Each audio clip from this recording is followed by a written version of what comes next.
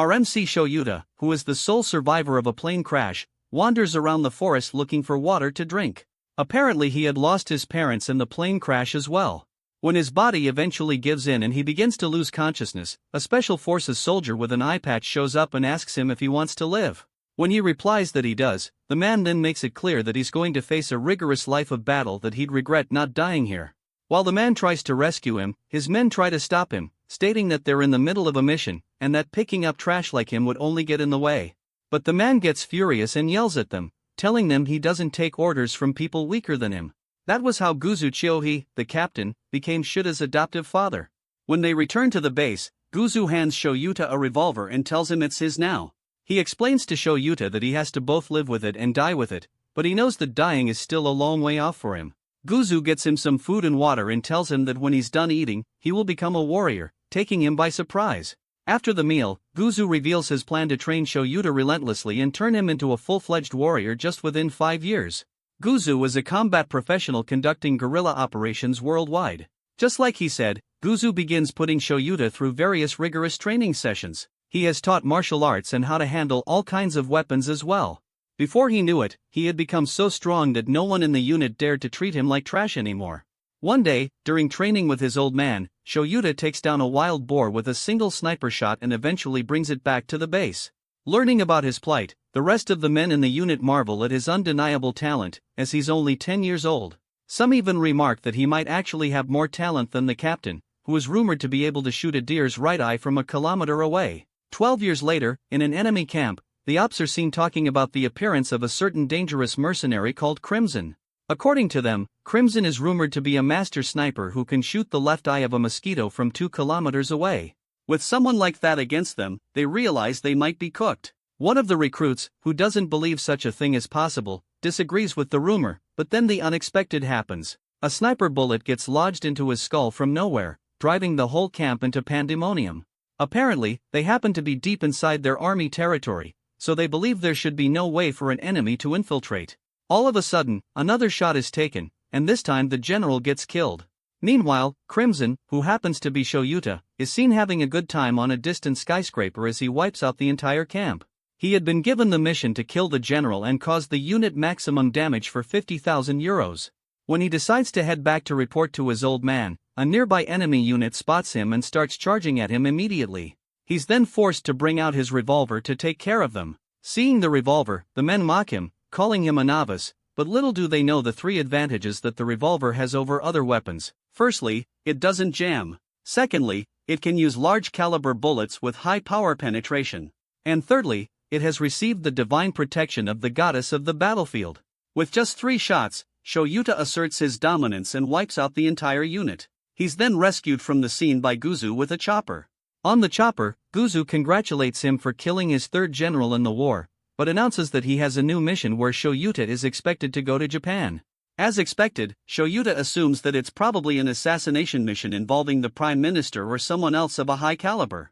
But the old man interrupts, telling him he's going to be teaching in a prestigious high school. Since Shoyuta can fluently speak 5 languages, Guzu tells him his mission will be to infiltrate the school as an English teacher. A short while later, a fake ID is prepared where he's given an undercover name. He then boards the plane to Japan, wondering what kind of obstacles he'll meet this time.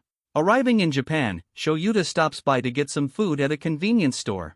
He's pretty impressed by the taste, hygienic packaging, and most importantly, the cheap cost. But what strikes his attention the most is how peaceful the place appears to be. Looking around, all he sees are people going on dates, picnics, or just having fun in general. He then wonders what mission could be waiting for him in such a peaceful country. After eating, Shoyuta heads to the safe house that was prepared for him. Getting to high-class residential area, he finds his apartment within a skyscraper and is impressed with the looks. The apartment also happens to be close to the school he has been sent to teach at. When he gets in, Shoyuta notices something unusual, but decides to sit down anyway. Shortly after, a man comes charging at him from behind with a knife. Thanks to his sharp observation skills, Shoyuta can detect him on time. He picks a bottle of water and throws it at the man to disrupt his field of vision. He then punches him straight in the face to the man's surprise. Not relenting, the man still attempts a full swing, but Shoyuta evades it easily and knocks off the knife. Seeing his raw physical abilities in person, the man confirms for a fact that he's the well-rumored Crimson. Shoyuta then grabs the man by the throat, asking who he is. The man surrenders himself easily, stating that he must have overestimated himself to think he could beat the legendary Crimson alone. Shoyuta, feeling cocky, tells him he should come with a team of 5 next time. All of a sudden, a young lady shows up behind him with a pistol aimed at his head, ordering him not to move. Shoyuta, who doesn't seem the least bit surprised, just casually tells her the hammer is not cocked, causing her to get flustered. He then turns around and grabs the cylinder in an instant, telling her to be more careful next time. The lady thanks him for the tip, but tells him she would be needing it, as all they're here to do is provide rear support for him. They then officially introduce themselves as Ulfheim and Maylene. Ulfheim will be infiltrating the academy as an art teacher, to provide support to Shoyuta and help him get settled into the culture.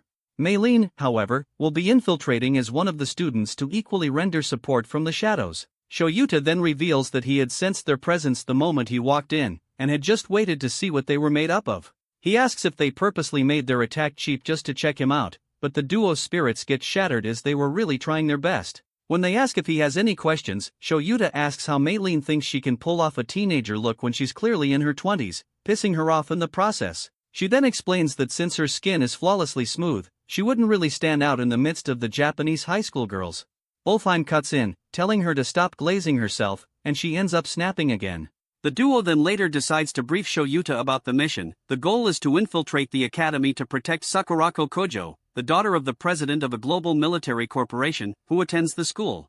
It happens to be a hidden Japanese military corporation that is known for developing war equipment from rockets down to ammunition. The corporation is said to be using neighboring countries as detours to evade the country's arms export principles, which wasn't really an issue as long as it was limited to the West. But they received reports that President Kojo had started funneling the products to communist countries, which would eventually lead to world destruction. Since organizations from all over the world are now interested, they are most likely going to try to use his daughter as leverage on him. That's why someone as skilled as Shoyuta was hired to monitor and guard her from these unknown people. Shoyuta is expected to also sweet-talk Sakurako to get information about the arms export so he can outsmart the other forces, but that would be a serious problem, as bro has zero riz. Milling then comments that his majestic and nonchalant look should be able to make her fall for him naturally. The following day, following the intel he has received about the target, Shoyuta gets on a bus, or he meets Sakurako. When the bus takes off, Shoyuta notices Sakurako acting strangely, so he assumes that she's probably running a fever, or some kind of virus. When he communicates with the rest of the team through this hidden communication device, asking if he's to send her back home, they point out that he's not in any position to even do that to a stranger. Ulfheim, who is monitoring the whole incident with a surveillance drone, points out that rather than fever, Sakurako is just embarrassed. Apparently, she's being molested by a much older, perverted man from behind in the bus. Shoyuta then realizes that this is probably part of his guard duty as well. After cupping enough of her dump truck, the man, however, decides to take things further by groping her milkers. So Shoyuta intervenes. Like the knight in shining armor Sakurako wished for, Shoyuta grabs the man's arm and twists it till it almost gets to a breaking point, causing him to scream in pain. After reprimanding the man, Sakurako thanks Shoyuta for helping her out, and he brushes it off easily. He then tells her she needs to fight back, as she won't get help like that on a battlefield. Hearing his corny sentence construction, Ulfheim and Maylene wonder if Shoyuta has really never spoken to a girl before. Shortly after, the bus makes a brief stop, so the man storms out and starts running away. Not wanting him to escape, Shoyuta chases after him and eventually catches up to him in an abandoned alley.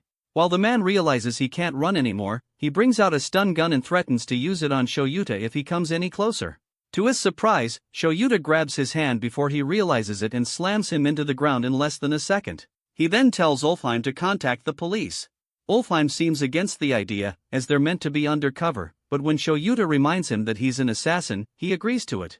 After taking care of the issue, Shoyuta arrives at the school and realizes how much time has passed. Since he had been delayed intensely by the police after handing over the molester, there was nothing he could do about it.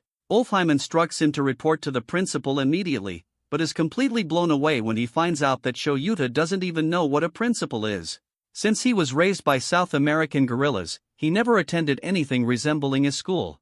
However, Malin, who is already settled in her class, explains through her own discreet communication device that a principal is like a colonel in the school setting.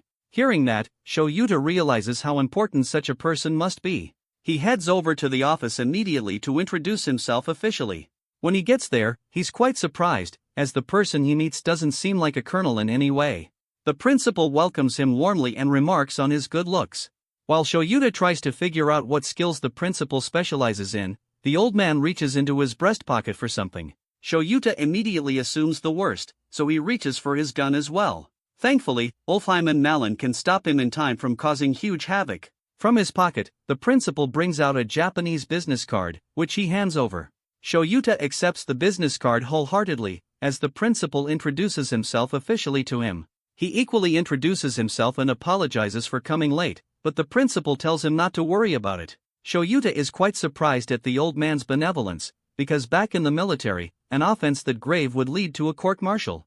The old man then explains that he received a report from the police about the situation he handled, so he commends him for his brave act. He then assigns Shoyuta as the assistant homeroom teacher for Class 2B, which Sakurako and Malin happen to be attending.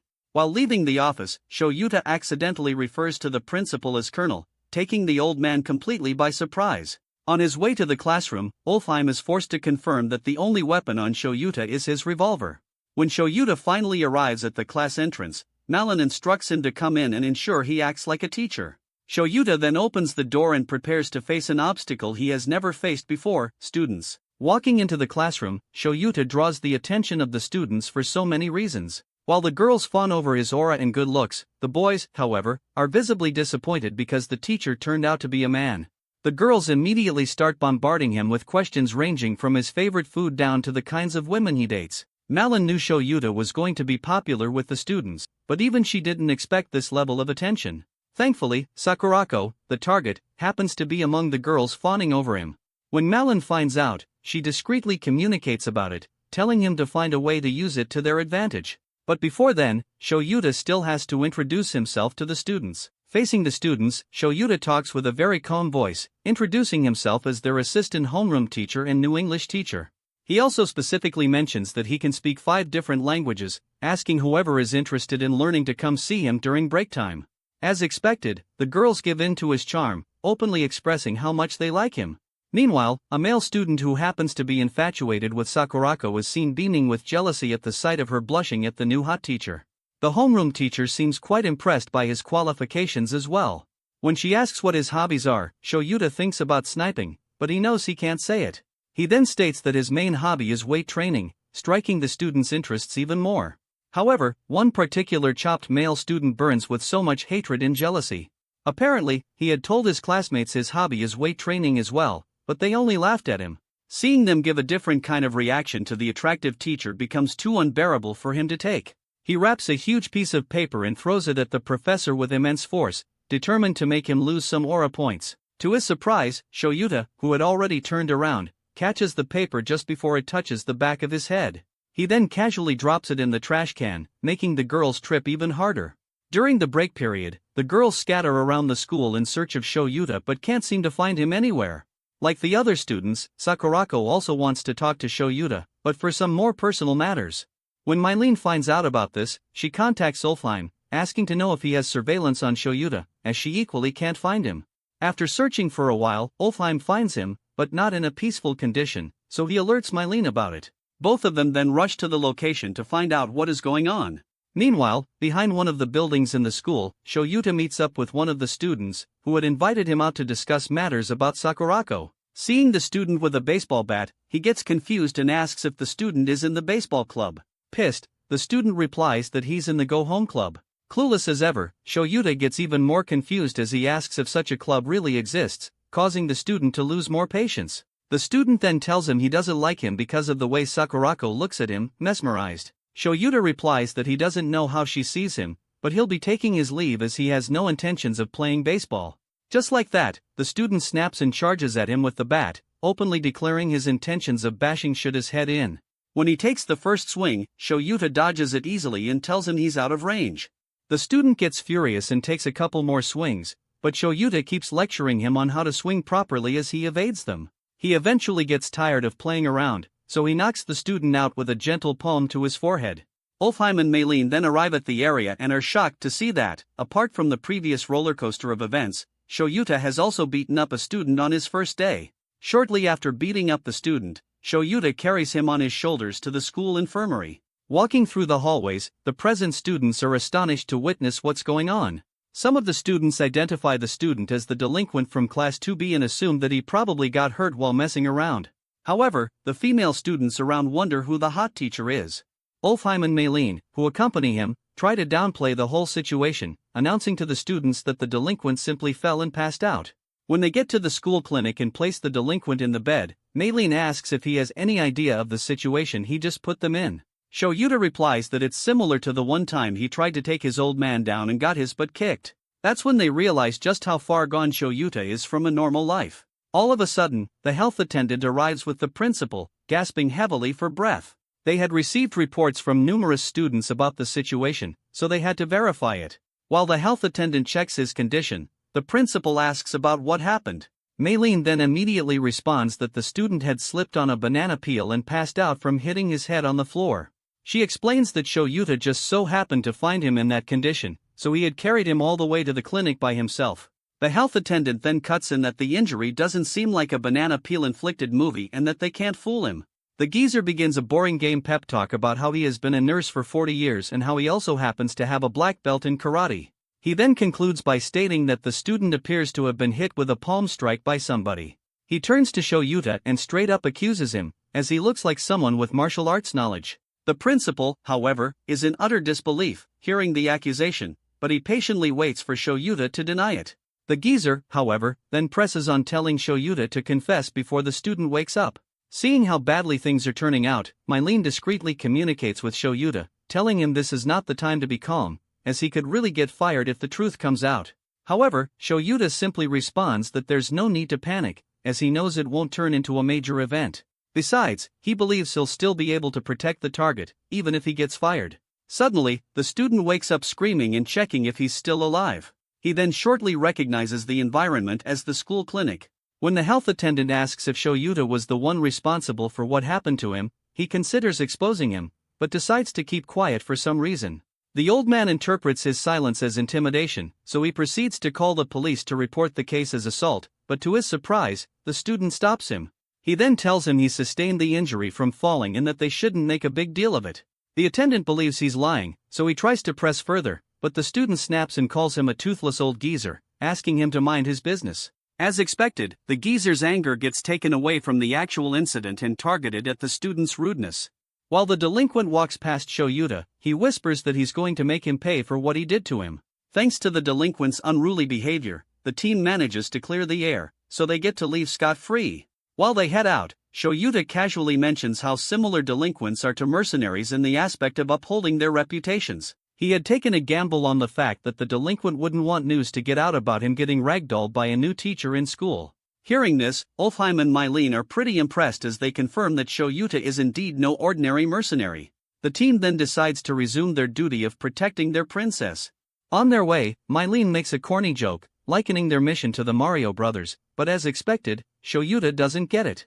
Meanwhile, a suspicious student is seen stalking Sakurako while thinking to himself that all he has to do is capture her and then the world can be his.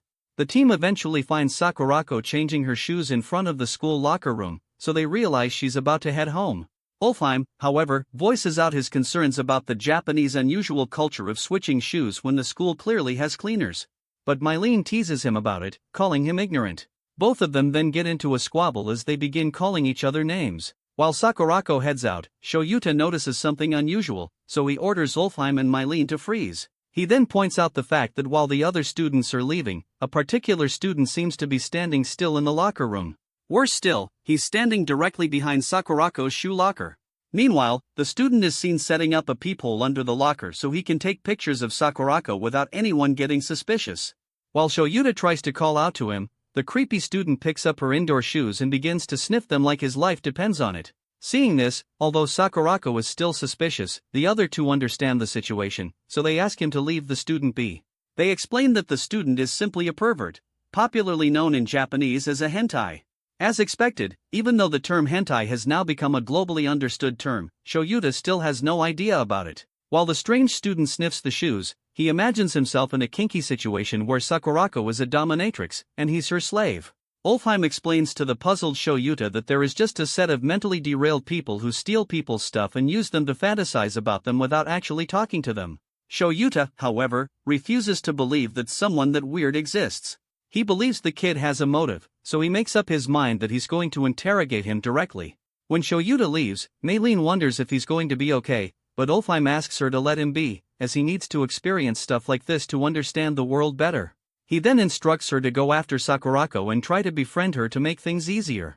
Maylene then takes off, leaving Ulfheim to handle the situation with Shoyuta so it doesn't get out of hand.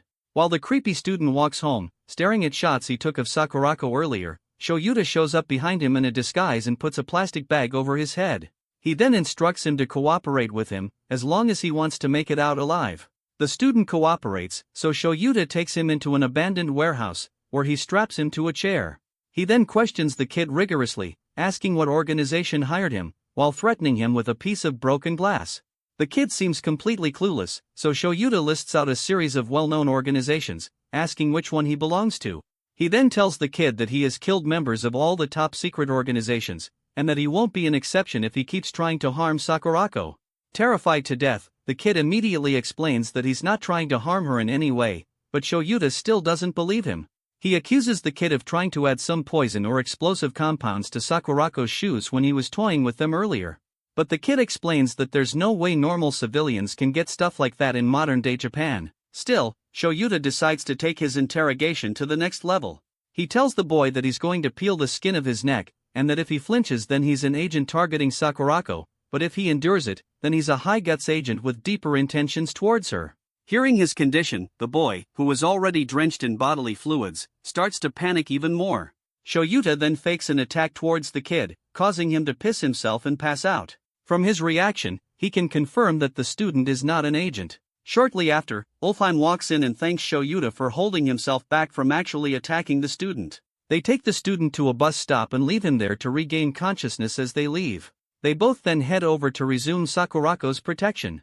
Meanwhile, Malin catches up to Sakurako and pretends to be headed her way, but little do they know there's a professional sniper awaiting orders to take a shot at Sakurako. Upon spotting Malin approaching Sakurako, the sniper, who doesn't want to mess up his mission, decides to wait for the perfect shot at his target.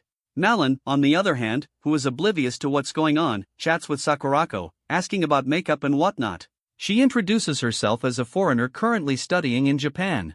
When she hears that Japanese schools don't allow makeup, Malin gets pissed, and she attacks the schooling system for being strict. She then mentions how students overseas can dress and act the way they want and even smoke. Sakurako is stunned by the level of liberty other students have.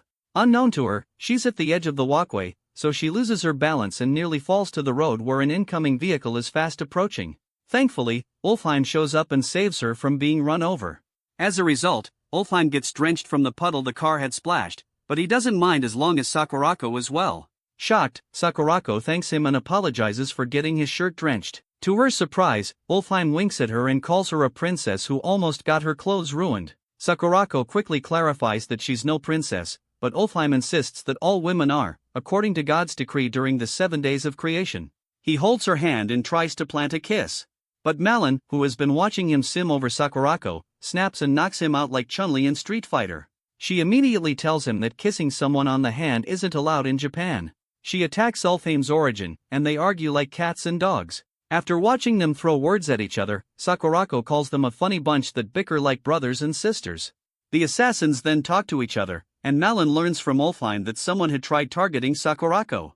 Meanwhile, on the rooftop, the sniper has his sight locked on Sakurako, but Shoyuta shows up and blows his brain out. Shoyuta then wonders who they are and if they want to capture Sakurako. Later that night, in Sakurako's room, Kane, Sakurako's maid, sees Sakurako sighing over and over, so she asks the girl what the matter is. Sakurako is immediately flustered, but Kane reminds her to call her by name as her dad had instructed. Sakurako hesitates and does as told, and the angry maid finally calms down. Kane then reminds the girl that she should not forget her pride as the daughter of the Kujo family. The family has been a noble one that has existed since the Heian era. After being scolded, Sakurako asks Kane if she has ever been in love. It takes Kane a while to understand what Sakurako meant, but when she does, she tries talking about how being a part of the Kujo household affects relationships. Sakurako immediately denies being the one in love, but to her surprise, Kane tells her there's no family rule forbidding falling in love with a commoner. Kane tells her that, despite being a maid of the Kujo family, she's a woman first and foremost, and she is an ally to all ladies in love. She holds Sakurako's hands and makes a pinky promise with her while telling her that she supports her decision. Sakurako rejoices after getting an ally but doesn't hear Kene speak about how the gentleman she expects Sakurako to be in love with is reasonable. The gentleman in question fires some shots at dummies in a practice arena, and it all hits the bullseye. Malene checks the dummies and sees the shots are skewed towards the left, so she asks why it is called a bullseye. Ulfheim shows her a diagram of the human anatomy and tells her the human heart is on the left side. She gets embarrassed and insults Ulfheim for trying to show off.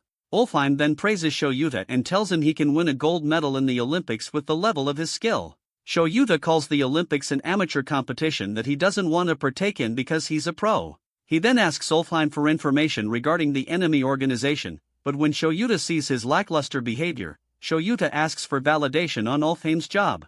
Ulfheim then tells him it's Malene who is their intelligence specialist. They look at her, and as soon as she realizes she's been queried, Malene tells them she's using all her resources but hasn't found any leads. Shoyuta notes that the organization has the resources to get a sniper. He calls the man he had killed earlier a trained soldier and notes that the sniper rifle isn't a weapon that can casually be brought into Japan. He goes through the photos and notes the weapon's name, the year it was made, and the country that produced it. Ulfheim notes that if it involves a Dragunov, they'd know who was behind it. Malene takes out an axe and calls him an idiot, because no one sane will walk around the street with a bloody axe. While they bicker, they all conclude that they can't smoke out the organization based on the weapon's origin, and because of that, they can only react to their moves. Shoyuta turns on the CCTV footage while telling his assistants that they have to continue guarding Sakurako and wait for contact from the last boss. They agree with him, but Ulfheim freaks out after seeing Sakurako changing her outfit. He feasts his eyes and thanks his stars, but suddenly the TV goes off. That's when he sees Malene holding a pistol and glaring daggers at him. Ulfheim tries to calm her down, but she tells him she's practicing her marksmanship. Immediately, bullets whiz through the air and Ulfheim dodges for his life. While the two are at it, Shoyuta thinks about how his adoptive father gave him this unclear mission. Unlike other missions, which didn't require much processing power and had clear objectives, the current one's goal is extremely vague. Shoyuta wonders if all he has to do is just to protect Sakurako, but his troubled mind thinks there might be more to it. Meanwhile, elsewhere, a military squad completes its suppression mission. While the members celebrate, a curious fella amongst them goes looking for the last boss inside the building, and when he sees him, he's confused when he sees the old man staring at the sky. The soldier then speaks to his commander, saying he's lost in thought, and the last boss tells him that he was wondering if the same night sky he's looking at is connected to Japan. That same night, Shoyuta had a dream about his past, how he was raised by his adoptive father after being found almost at the point of death and trained harshly till he became a pro. By the time Shoyuta had become an adult, he had earned the name Crimson, which was a result of the blood he made his opponents shed during missions. Back then, Shoyuta dominated the battlefield with crimson flames, and now he fears that the same flames might one day burn him to ashes. The next morning, he wakes up unclad and decides to do some light workout. Unfortunately for Ulfheim, he walks right into the room without knocking, and as a result, an unforgettable image gets burned into his retina. As he tries to forget what he had just seen, Ulfheim says he'll need to go on a date with 6 different ladies to cleanse his eyes. As Shoyuta dresses up for school, he asks Ulfheim if he's good at such a mission, and Ulfheim brags about being able to complete it within a day. Curious as to why Ulfheim entered his room, Shoyuta asks Ulfheim why he's around, and Ulfheim latches onto him before saying that he was worried about him due to the night and day difference between war in Japan. He then urges Shoyuta to eat breakfast with him before they head to school. Shoyuta agrees and heads to school after a couple of minutes. In the classroom, he reads an English novel to his students, but the females fawn over him. Meilin sees how bright red Sakurako's face is, so she calls her cute. Meanwhile, one of the male students, named Hideki, gets pissed at Shoyuta for getting the girls to fall for him. He wishes he were popular because what matters to him isn't looks but how pure a person is. Coincidentally, Fuse glares daggers at the teacher while Sakurako looks at him with admiration. Later that day in the restroom, Hideki approaches Fuse, and after seeing how angry and hostile the latter is, Hideki tells him he's on his side. Confused, Fuse reminds Hideki that he's a loner, and Hideki accepts, but he then brags about his wealth. Fuse affirms that Hideki is rich, and Hideki tells him that if they combine forces, he can pay the delinquents Fuse can call over and have them beat Shoyuta up. Fuse thinks about, and immediately buys the idea, so they shake hands and ally. Immediately, Fuse contacts delinquents all over the city, and promises to pay them for the job, so they hurry over in their vehicles, feeling excited about their mission. The following day, as Sakurako gets down from the bus and walks to school, the the students adore her beauty. Meanwhile, in a bus park not far from their school, Ulfheim and Malin monitor Sakurako with one of their drones. There, Ulfheim praises Sakurako's beauty, and even Malin had to stylishly admit that Sakurako was above her. Although her use of grammar gives her a false hope that she stands a chance, Ulfheim breaks her bubble, and they almost get into a fight.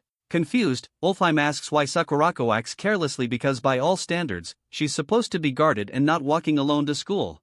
Malin squarely reminds him that it's the reason they are employed, but Ulfheim reminds her of how powerful people have envoys.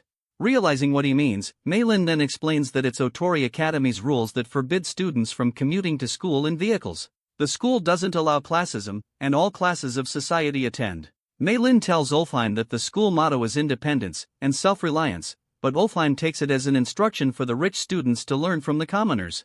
Malin then continues by explaining that Sakurako's dad initially wanted his daughter to attend an all-girls school till university, but the young lady insisted on going to Otori. While watching Sakurako, Ulfheim says she captivates every man around her by walking.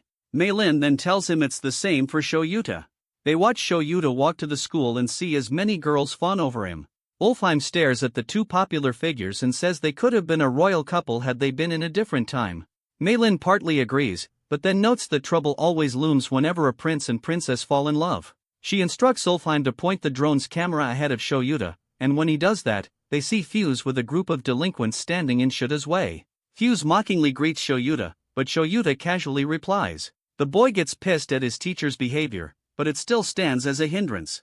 Malin and Ulfheim, who observe through the drone, indirectly call Fuse a caveman for showing up with reinforcements after Shoyuta had previously floored him. Ulfheim then tells Malin that there's a problem, and it is that numbers don't matter before the legendary Crimson. Since Shoyuta got the message, he pulls off his tie and asks Fuse to follow him somewhere quiet. Fuse agrees, and they go to the riverbank. There, Fuse cockingly declares that they outnumber Shoyuta 20-1. He believes Shoyuta doesn't stand a chance due to the difference in numbers, so he gives the teacher the option to cry and apologize, and that way he may be spared. To their surprise, Shoyuta gives them the same condition and then reminds them that he wishes they didn't fight because he's their teacher.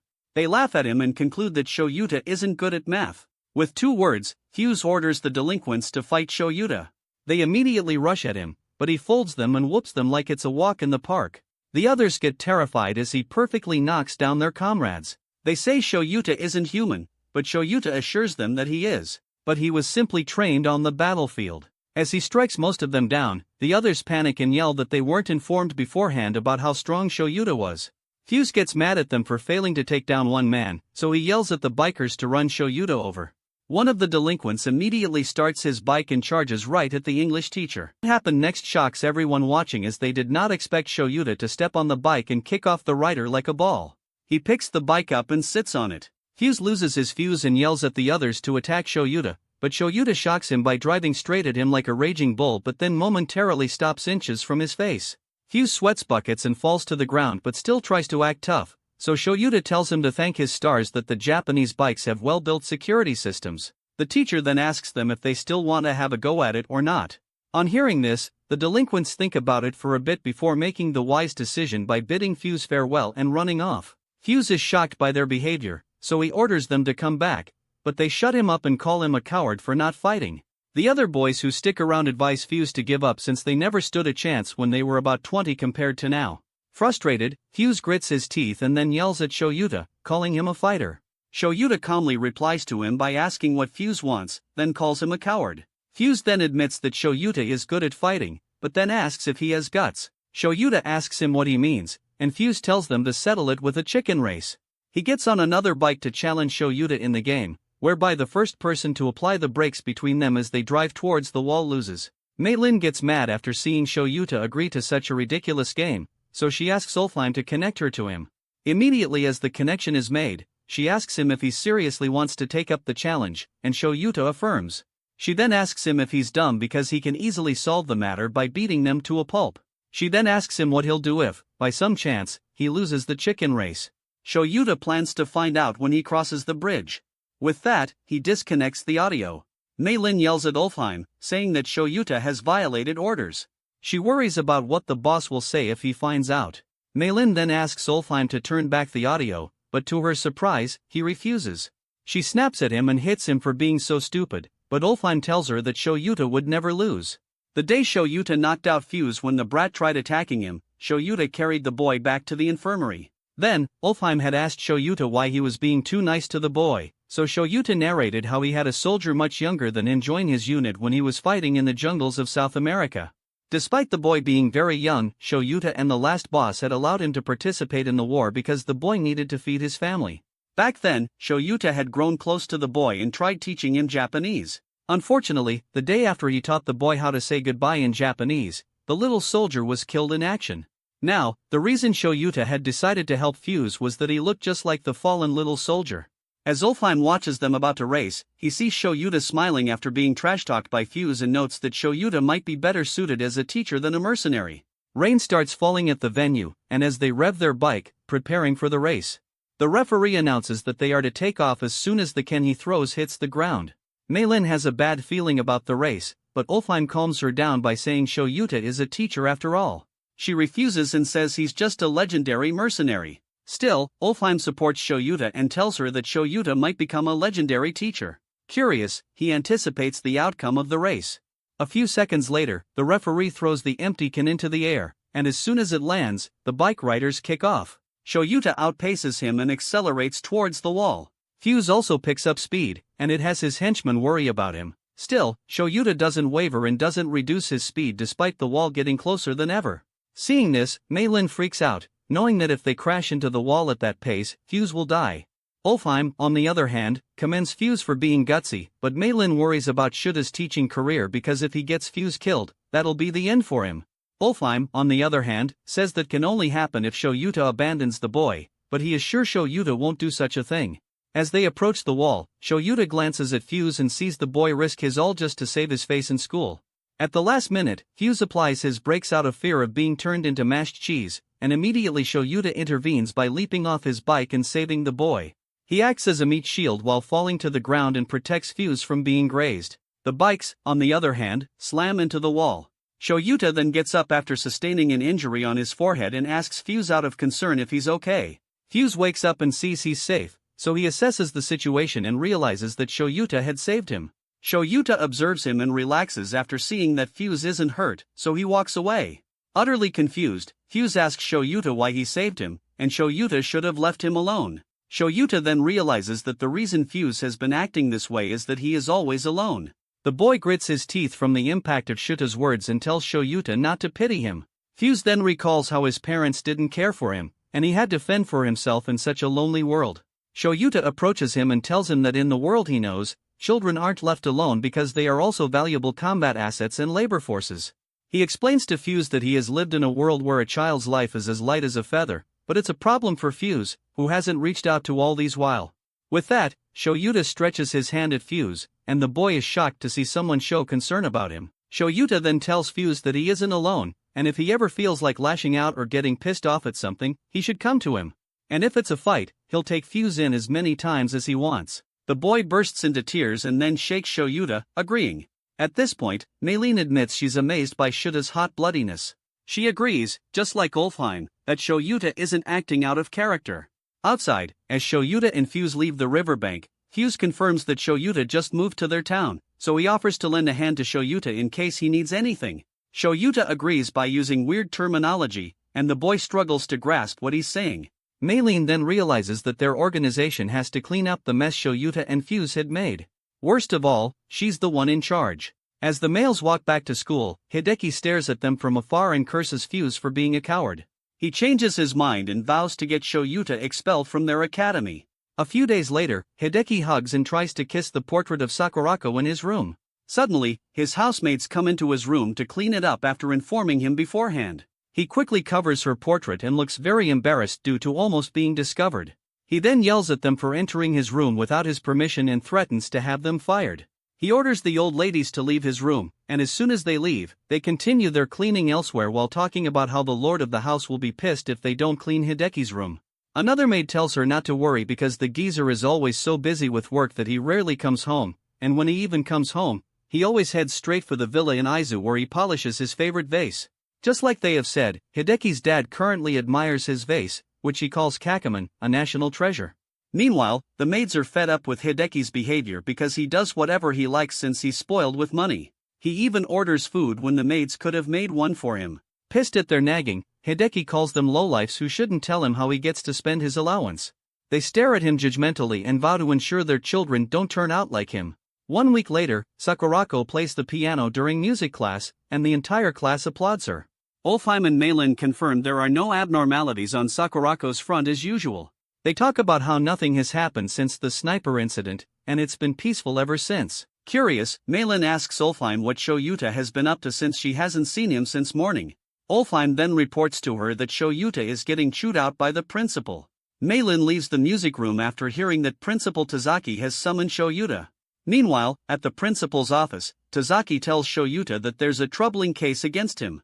Shoyuta, as usual, acts strictly and rigidly around the principal like he's talking to a colonel. He asks the principal what he did, and Tazaki shows him photos of him clobbering the delinquents by the riverbank. Shoyuta simply calls it a photo from the extracurricular lesson they had the other day, and he doesn't see any problem with it.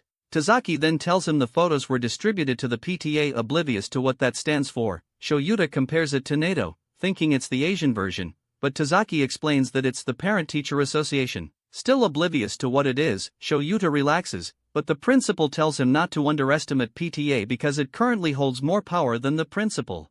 The news hits Shoyuta like a cannon, because the principal, whom he holds high like a colonel, is powerless against the PTA.